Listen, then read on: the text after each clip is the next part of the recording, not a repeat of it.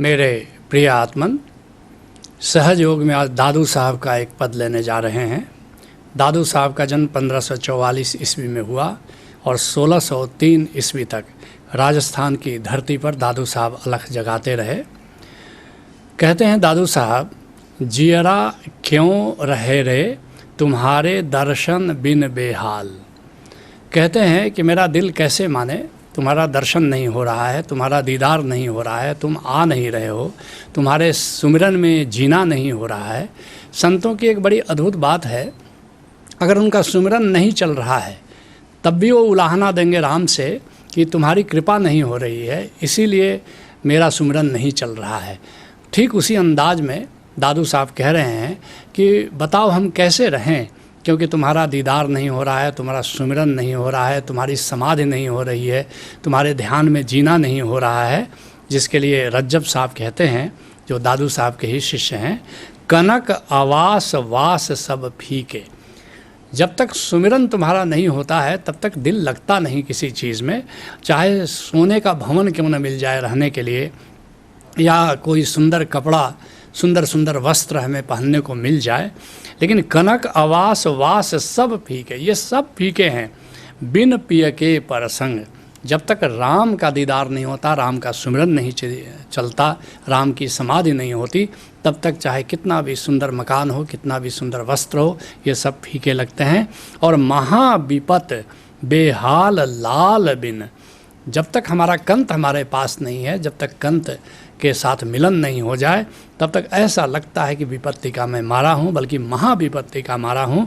और लागे बिरह भुवंग, ऐसा लगता है जैसे चंदन के वृक्ष में सांप लपेटे रहते हैं, ऐसे ही बिरह के सर्प मुझे चारों तरफ से लपेटे हुए हैं। ऐसा सुमिरन के बिना, समाधि के बिना मेरा जीवन है।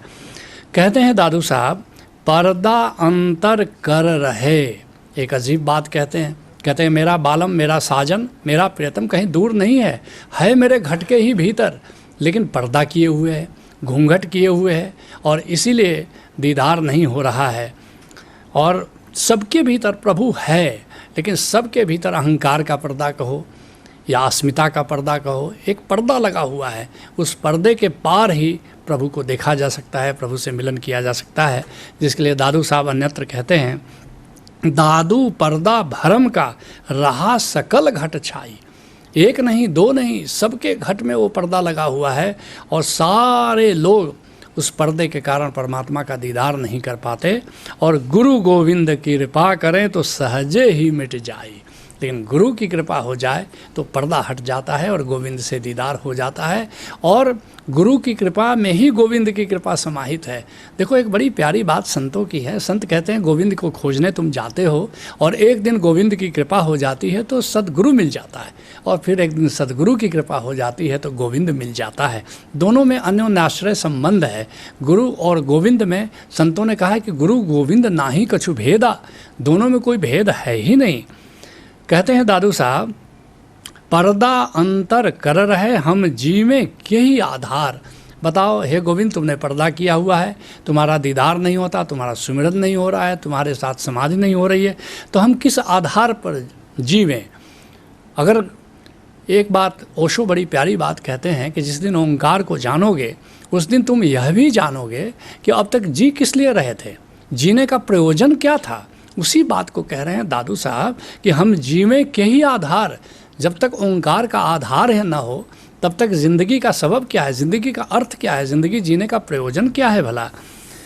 जिसके लिए संत नामदेव कहते हैं, सार तुम्हारा नाम है और झूठा सब संसार। ज़िंदगी का सार क्या है, नाम है, ओंकार है, प्रभु है, और बाकी तो संसार में सब चीज़ें झूठी हैं। बाकी तो संसार में जो भी मिलता है आज है कल नहीं है, लेकिन नाम की पूंजी मिल जाए तो ये तुम्हारे साथ सदा रहती है। न केवल इस जीवन में बल्कि जीवन के पार महाजीवन की यात्रा में भी ये पूंजी तुम्हारे साथ रहती है। और मनसा वाचा कर्मणा कलि केवल नाम आधार। और ख़ास करके कलयुग में, इस युग में, क्योंकि बुद्धि का युग है, यहाँ जब तक प्रतीति नहीं होती, जब तक अनुभव नहीं होता, लोग भरोसा करने को राजी नहीं है। तुम कहो कि सब जगह गोविंद है, लोग कहेंगे कहाँ, तर्क से समझाओ। लेकिन जब एक बार अनुभव हो जाता है, तुमको ओंकार की झनकार सुनाई पड़ने लगती है, तो कितना भी घनघोर नास्तिक हो वो भी परमात्मा में भरोसा कर लेता है। मनसा वाचा कर्मणा कली केवल नाम आधार। और फिर तो तुम्हारे मन का, तुम्हारी वाणी का, तुम्हारे कर्म का आधार केवल ओंकार रूपी प्रभु हो जाता है। कहते हैं दादू साहब, सदा संघाती प्रीतमा अब के लेहु उबार। कहते हैं तू मेरा यार है, तुम मेरे संगतिया हो। संगतिया शब्द है भोजपुरी का बड़ा प्यारा, जो सद्धुकड़ी में संघाती बन करके आ गया है। कहते सदा संघाती प्रीतमा और अब के लेहु उबार। इस बार जीवन का जो अवसर मिला है, हम तुम्हारे सुमिरन में जी रहे हैं, हम तुम्हारे समाधि में जी रहे हैं, इसलिए हे गोविंद ये अवसर मैं खोना नहीं चाहता, इस बार मुझे तुम उबार लो। जिसके लिए गुरु अर्जुन देव जी कहते हैं, भव खंडन दुख भंजन स्वामी भगत बछल निरंकारे। एक पंक्ति में सब कुछ कह दिया। जहाँ वेद नेति नेति कह करके रुक जाते हैं, उस बात को देखो एक पंक्ति में कितनी सफाई के साथ कहा। भवखंडन, गोविंद कैसा है, वो भवसागर से मुक्त कर देता है हमको, और दुख भंजन, सारे दुखों का हरण कर लेता है। और स्वामी, वो हम सबका ठाकुर है, हम सबका स्वामी है। और भगति वत्सल, वो भक्त वत्सल है, जो भी भक्ति करता है, जो भी उसकी प्रीति में पड़ता है, पर उसका वो ख्याल रखता है। और निरंकार, ये गोविंद की पहचान है, वो तुम्हारे निराकार में गूंजता हुआ ओंकार है। और सरब जिया के दाते स्वामी कर कृपा लेहु उबारे। कहते जितने भी जीव हैं, जितने भी जीवात्माएं हैं, बस सबका सृजन तुम ही करते हो, सबको तुम ही सब कुछ देते हो। इसलिए हे गोविंद तुम मुझ पर भी कृपा करो और मेरा उद्धार कर लो, मुझे उबार कर लो इस भवसागर से। कहते हैं दादू साहब, गोप्य गुसाई वै रहे अब काहे न प्रगट होई। कहते हैं कि हे गोविंद तुम मेरे साथ लुका छिपी का खेल क्यों खेल रहे हो? मुझे पता है कि तुम मुझे मेरे भीतर ही हो, लेकिन तुम प्रकट क्यों नहीं हो रहे हो? अब तो कम से कम प्रकट हो जाओ।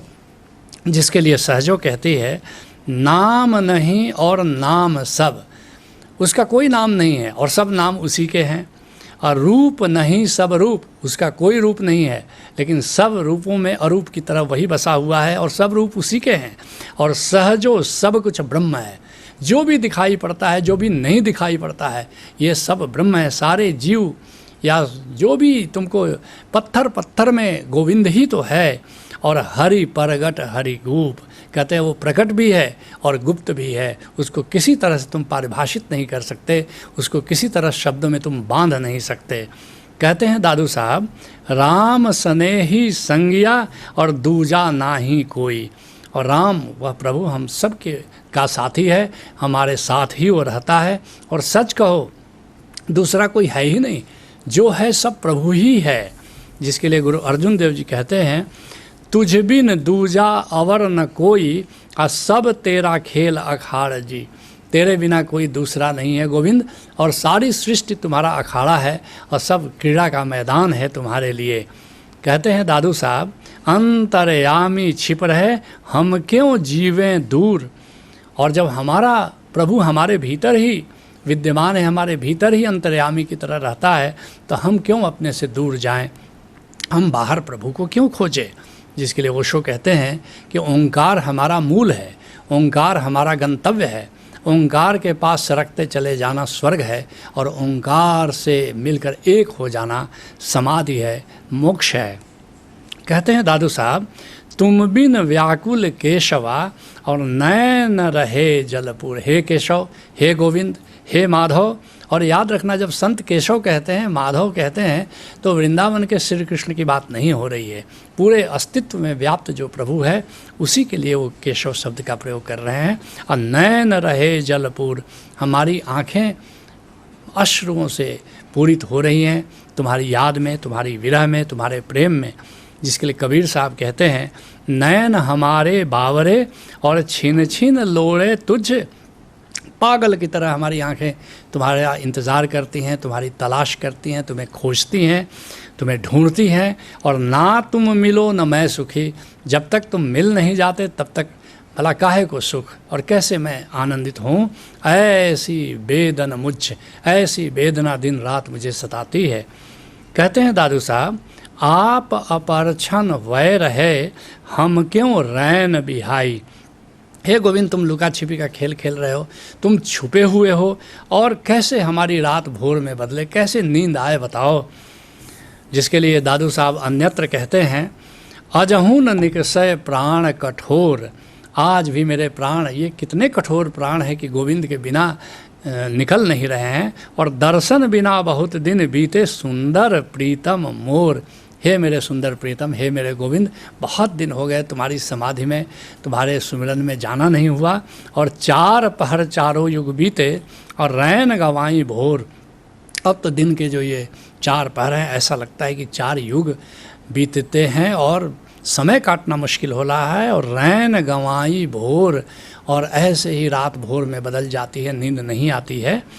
कहते हैं दादू साहब, और दादू दर्शन कारणे तलफ तलफ जीव जाई, और बिना तुम्हारे दर्शन के ऐसे ही तड़पता हुआ मैं जीता हूँ। जिसके लिए कबीर साहब कहते हैं, तलफ है बिन बालम मोरा जिया, और दिन नहीं चैन और रात नहीं निंदिया, और तलफ तलफ के भोर किया, और तनमन मोर रहट अस डोले, और सूनी सेज पर जन्म छिया, और नैन थकित भय पंथ न सूझे, और साईं बेदर्दी सुध न लिया।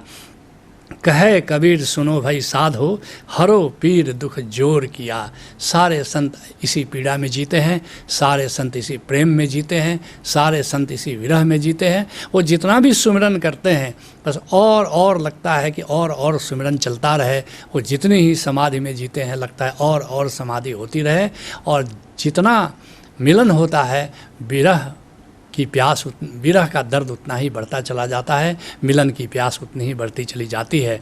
तुम भी किसी कामिल मुर्शिद से जुड़ो और उससे गोविंद का भेद, नाम का भेद प्राप्त करो, उसके प्रेम में पढ़ो, उसके विरह में जियो, उसके सुमिरन में जियो, उसकी समाधि में जियो। यही सहज योग है। हरि ओम तत्सत।